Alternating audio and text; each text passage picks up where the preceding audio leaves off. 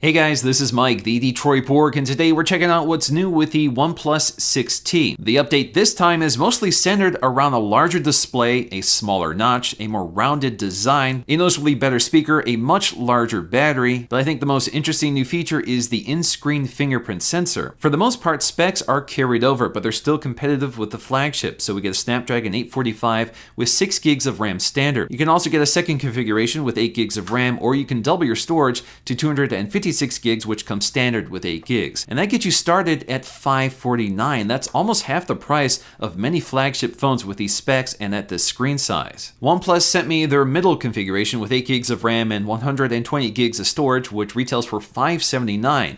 Now the version I have here is the Midnight Black, which has kind of a matte finish on the back, but you can also get a mirror black, which is the finish I have on my OnePlus 6. You'll see a bit later. Now, like all OnePlus devices, it comes pre-installed with a screen protector. In fact, they recommend the screen protector for the best performance of its in-screen fingerprint sensor, and you'll see that label on the front glass. Inside the accessory box, we'll find our paperwork inside of the included case. So that case is a TPU style case, which is kind of tinted. In terms of the paperwork, of course, we have a SIM ejection tool. We also have one of the most interesting quick start guides I've ever seen. So it sort of doubles as a OnePlus poster, and if you flip it around on the other side, you'll see a quick start guide in multiple languages. And as always, OnePlus likes to throw in some stickers, and in this case, it sort of highlights the OnePlus community and some of their taglines, such as Flagship Killer. There's even a few stickers dedicated to the alert slider. Further emphasizing the community of OnePlus, there's actually an invitation letter just underneath the paperwork. Now this opens up and reveals a handwritten letter from the CEO of OnePlus. So if you want to read it, just pause the screen. In terms of the accessories in the bottom of the box, we take it for granted that OnePlus has one of the fastest charging solutions out there. So we have a fairly large power brick that comes with it. It's no longer called dash charging, but it's still the same technology. We also get a USB-A to USB-C cable with those OnePlus colors, and a new accessory we haven't seen before is the USB-C to headphone adapter, and that's because the OnePlus 6T, like a lot of smartphones today, has eliminated its 3.5mm headphone jack. OnePlus also sent along some of their first-party cases, and they're really nice. So if you like that classic sandstone style case, OnePlus sells a version for the 6T. We also have a very vibrant OnePlus Red case, which is very similar to the Apple silicone cases, so it's lined with a microfiber material with a very grippy exterior. But by far my favorite case is the nylon bumper case. So the back of the case has a fabric material which is surrounded by a nice rubber grip, and the case is lined in a microfiber material. The biggest news for this generation is the slightly larger OLED display. It's up from 6.28 inches to 6.41 inches. That also comes with a slightly taller resolution. Both are 1080p screens, but the vertical resolution is up to 2340 from 2280. So this retains the sharp 402 pixel density. The quality of the display here looks exactly like the 6, which is to say it gets extremely bright with vibrant eye-popping color. It really is a stunning display to use, and it's one of my favorites. But if the display is too eye-searingly bright, OnePlus has loaded the phone with a bunch of color profiles you can switch between. So that includes sRGB, DCI-P3, or you can use the adaptive mode. The phone is slightly taller to accommodate the larger display, but they've been able to shave the bezels down even further with this generation. So although we still have a chin, it's so small that it's barely noticeable. It's certainly much better than the big chins on some of the flagships today. The corners have also been rounded off even further, which makes this larger phone easier to use, but also makes the phone look nicer and further softens the chin. But the most talked about design improvement with this display is the new smaller teardrop-shaped notch. To achieve this design, they've had to move the earpiece to the top edge of the glass. Although it looks tiny, sound quality is unaffected by the design change and sounds just as loud and clear as before.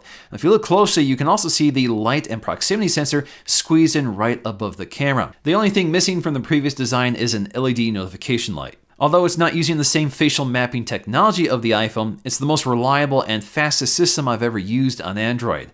Like the iPhone, it's not picky about position or placement and can still scan your face from several different angles. Amazingly, you can also use this in a completely dark room because it uses the light from the display, but it's not as effective if the display is too dim. However, that's where the new screen unlock feature comes in handy, and fortunately you can use these in combination. This is actually the first time I've used an in-screen fingerprint reader, and although I don't think it's as quick as Face Unlock, it feels nearly as quick as a conventional fingerprint sensor. I think it's far easier to use than a sensor on the back of a phone, so there's much less fumbling to find it. This also means you're less likely to smudge your camera with your fingerprints, which is kind of nice. But the way it works is interesting. So when you press your finger to the display, that portion of the screen lights up in bright green to read your fingerprint. The overall design and construction of the 6T is very similar to the 6. We have glass covering the front and back, framed in metal, which all fits together seamlessly. The 3D glass on the front curves just slightly to smooth out the transition to the metal. The glass on the back is curved at the sides where you grip the phone, so it feels very comfortable to handle, especially for such a large phone. This design keeps the phone thicker in the areas where it matters, so it can pack that larger battery while keeping the edges thin and comfortable to grip. I actually really like this matte finish on the Midnight Black version. This is actually a multi-layer film,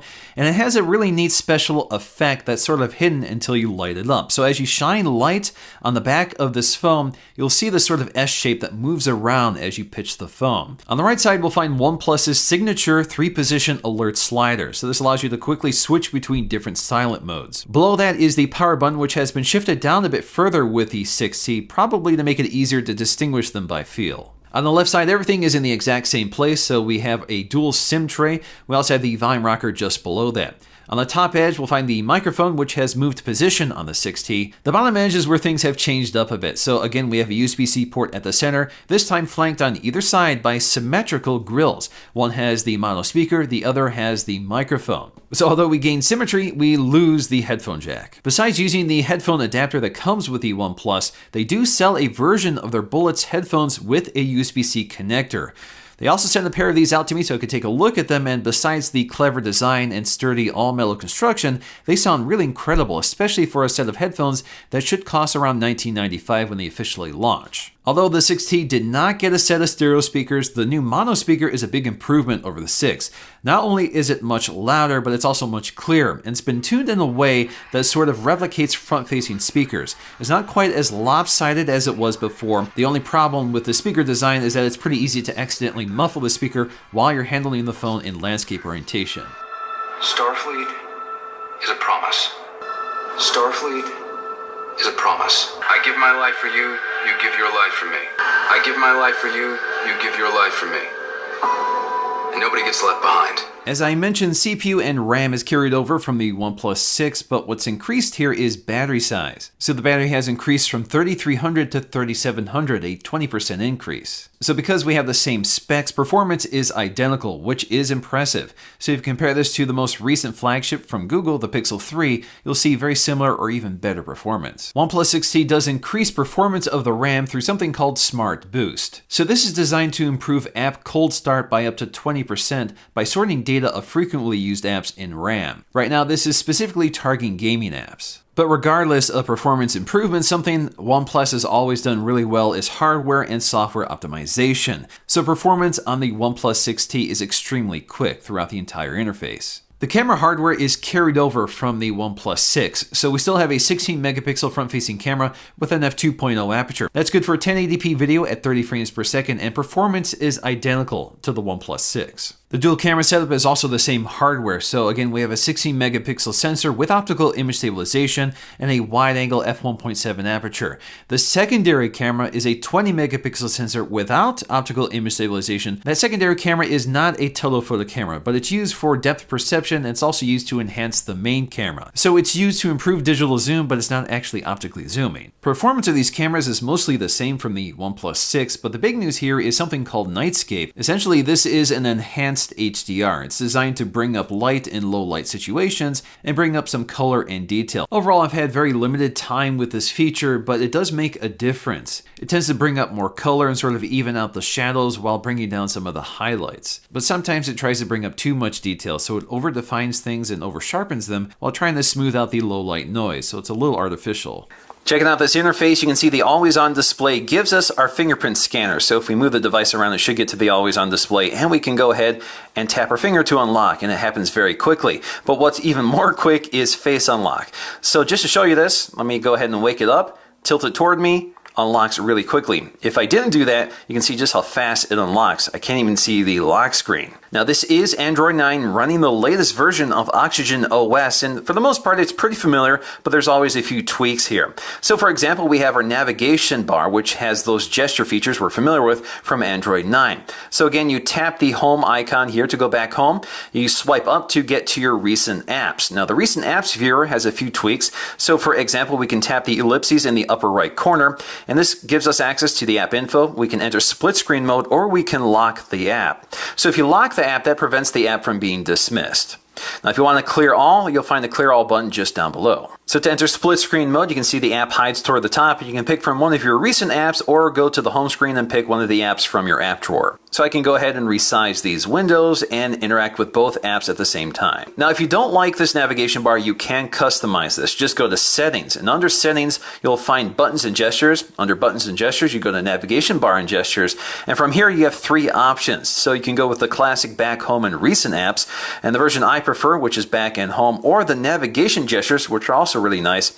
So in that case, you swipe up to go to home, which is very much like iOS, and you also swipe up and hold to get to your recent apps. To get to the app drawer, you swipe up on the home screen, but there's another feature to know about. So if you swipe to the right in the app drawer, you get to a space where you can hide applications that you don't want to see in the app drawer. So to add apps, you hit the plus sign and you can add any one of these apps. So let's go ahead and add the Notes app.